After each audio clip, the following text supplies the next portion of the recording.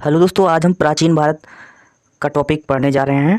तो प्राचीन भारत में देखिए, यहाँ पे ऐतिहासिक स्रोत से हम यहाँ पे स्टार्ट करने वाले हैं। तो ऐतिहासिक स्रोत जो हैं, जैसे देखिए, किसी व्यक्ति, समाज अथवा देश से संबंधित महत्वपूर्ण विशिष्ट व सार्वजनिक क्षेत्र की घटनाओं, तथ्यों आदि का कालक्रमिक विवरण इतिहास कहलाता है। ठीक है।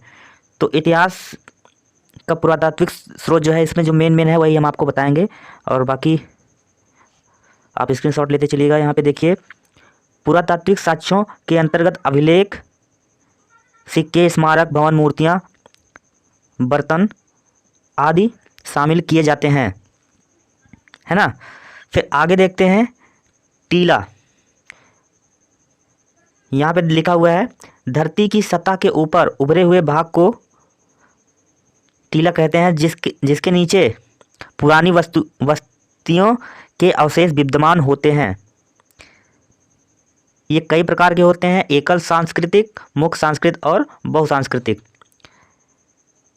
अब उसके बाद यहाँ पे देखिए, ऐतिहासिक स्रोत का हम पता कैसे लगाएंगे।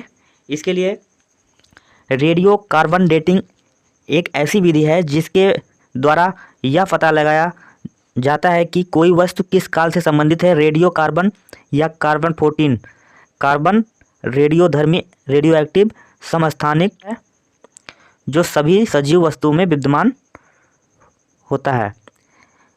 तो यहाँ पे देखिए अगली लाइन, रेडियो कार्बन डेटिंग विधि से पता चला है कि राजस्थान और कश्मीर में कृषि का प्रचलन लगभग 7000 से 6000 ईसा पूर्व में भी था। तो इसी तरह से ऐतिहासिक जो स्रोत हैं वो बताए गए हैं। अब जो मेन है इसमें देखिए, प्राचीन इतिहास के स्रोत हैं साहित्यिक साक्ष्य, विदेशी यात्रा विवरण और पुरातात्विक साक्ष्य। ये तीन हैं। इसके जो इसको निम्न बिंदुओं द्वारा स्पष्ट किया गया है ग्राफ के माध्यम से। देखिए, पहले देखते हैं साहित्यिक साक्ष्य। तो साहित्यिक साक्ष्य को यहाँ पे धार्मिक साहित्य और लौकिक साहित्य, है ना। अब देखिए यहाँ पे पुरातात्विक साक्ष्य जो है, अभिलेख, मुद्राएं, स्मारक, भवन, मूर्तियाँ, चित्रकला। तो कुछ इस तरह से है। विदेशी यात्रा विवरण है। यहाँ पे देखिए, यूनानी रोमन लेखक, चीनी लेखक और अरबी लेखक, इसके बारे में भी हम आपको बताएंगे। सबसे पहले यहाँ पे देखते हैं साहित्यिक साक्ष्य। तो साहित्यिक साक्ष्य को पुनः दो भागों में विभक्त किया गया है, धार्मिक साहित्य और लौकिक साहित्य। तो धार्मिक साहित्य में ब्राह्मण साहित्य है और ब्राह्मणेतर साहित्य, ये दो हैं। ठीक है। तो जिसमें देखते हैं ब्राह्मण साहित्य में वेद का मतलब होता है ज्ञान, उपनिषद समीप बैठना, यहाँ देखिए इसका अर्थ जो है समीप बैठना। आरण्य का अर्थ होता है जंगल या वन।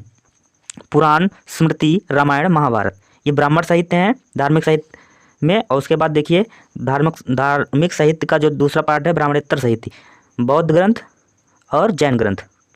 प्राचीन इतिहास का सबसे ये महत्वपूर्ण बिंदु है। इसका विश्लेषण जो है हम टॉपिक वाइज बताएंगे। पहले हम समझ लेते हैं यहाँ पे जो इसके मेन बिंदु हैं। लौकिक साहित्य में देखिए, ऐतिहासिक ग्रंथ, जीवनी ग्रंथ और गल्प साहित्य ग्रंथ जो विद्वानों द्वारा लिखी गई हैं। अब देखिए यहाँ पे देखिए, विदेशी यात्रा विवरण। तो विदेशी यात्रा विवरण यूनान रोमन लेखक, चीनी लेखक और अरबी लेखक।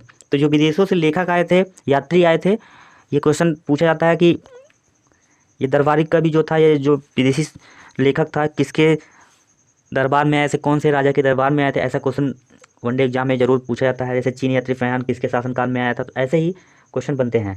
ठीक है। तो देखिए यहाँ पे पहले यूनानी रोमन लेखक। तो यूनानी रोमन लेखक, यहाँ पे जो ग्राफ दिया गया है इससे समझते हैं। सबसे पहले टेसियस ईरान, ठीक है, टेसियस ईरान। उसके बाद हेरोडोटस, जिन्हें इतिहास का पिता कहा जाता है, ये यूनानी रोमन लेखक थे। सिकंदर के साथ आने वाले विद्वान थे नियार्कस, अर्नेसिक्रिटस और अस्ट्रोबुलस। उसके बाद देखिए मेगास्थनीज, जिसने इंडिका नामक पुस्तक की रचना की थी वो चंद्रगुप्त मौर्य के समय में आया था। मेगास्थनीज, ये कई बार एग्जाम में पूछा गया है, चंद्रगुप्त मौर्य के दरबार में कौन सा लेखक जो है यात्री आया था, तो मेगास्थनीज, जिसने इंडिका नामक पुस्तक की रचना की थी। ठीक है, अब देखते हैं यहाँ पे अगला बिंदु। देखिए यहाँ पे क्या दिया गया है, डायमेकस, बिंदुसार। ये डायमेकस है, बिंदुसार एक राजा थे मौर्यकालीन, उनके शासनकाल में आया था। तो डायमेकस जो बिंदुसार थे, उसके बाद देखिए यहाँ पे डायनोसियस जो है अशोक, सम्राट अशोक के चक्रवर्ती सम्राट थे मौर्यकाल के, इनके शासनकाल में आया था। टालमी, जियोग्राफी के लेखक ग्लेडियस टालमी, ये भी यूनान रोमन लेखक थे। यहाँ पे देखिए ग्राफ में स्पष्ट किया गया है ना। आप देखते हैं यहाँ पे प्लिनी, नेचुरल हिस्टोरिका के लेखक। अब यहाँ पे वो देखिए चीनी लेखक के बारे में, अभी तो मैंने यूनानी रोमन लेखक के बारे में बताया था, अब देखिए चीनी लेखक। तो चीनी लेखक फायान, सुंगयुन, हेनसांग और स्टिंग, ये 4 चीनी लेखक थे जो ऐतिहासिक स्रोत मिले हैं, उनके द्वारा जो है इतिहास के बारे में बताया गया है। उसके बाद देखिए अरबी लेखक जो यात्री थे भारत में आए थे, सुलेमान अलमसूदी अलबरूनी को तहकीक हिंद के लेखक अलबरूनी को कहा जाता है। ये महमूद गजनवी के शासनकाल में आए थे अलबरूनी। इब्न बतूता मोहम्मद बिन तुगलक के काल में, ये देखिए ऐसे ही पूछा जाता है एग्जाम में, यात्री के बारे में पूछा जाता है। तो इस तरह से प्राचीन इतिहास के स्रोत हो गए जो महत्वपूर्ण बिंदु हैं। अभी हम आगे पढ़ेंगे ब्राह्मण सहित में वेद, उपनिषद, अरण्य, पुराण, स्मृति, रामायण के रचनाकार, महाभारत और बौद्ध, जैन, ये सब जो है विश्लेषण आगे यहाँ पे हम करेंगे। तो देखिए अभिलेखों में प्रयुक्त लिपियाँ जो हैं, ब्राह्मी लिपि, अशोक के अधिकतर शिलालेख ब्राह्मी लिपि में हैं। यह लिपि बाएं से दाएं लिखी जाती है, ब्राह्मी लिपि जो होती है बाएं से दाएं लिखी जाती है।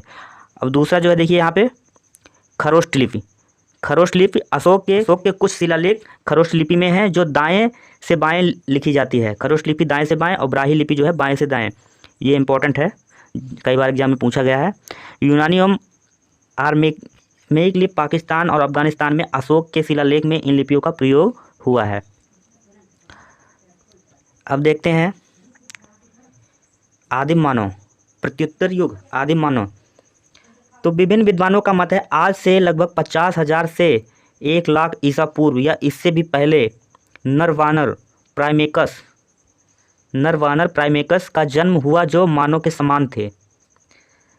समान थे तथा ये वृक्षों पर रहा करते थे। धीरे धीरे ये प्राणी वृक्षों से उतरकर अपने पिछले पैरों पर खड़े होकर चलना सीख गए और भूमि पर ही रहने लगे। ऐसा अनुमान है मानव की उत्पत्ति एवं विकास के बारे में। तो देखिए यहाँ पे प्राइमेकस का अर्थ है मनुष्य सदृश वानर है। इसके अंतर्गत बंदरों, लंगूरों, वनमानुषों तथा इस तरह के स्तनधारी जीवों को शामिल किया जाता है। प्राइमेकस से ही आधुनिक मानव का विकास हुआ। ये प्राणी आज से लगभग 80 लाख वर्ष पूर्व अफ्रीका में निवास करते थे।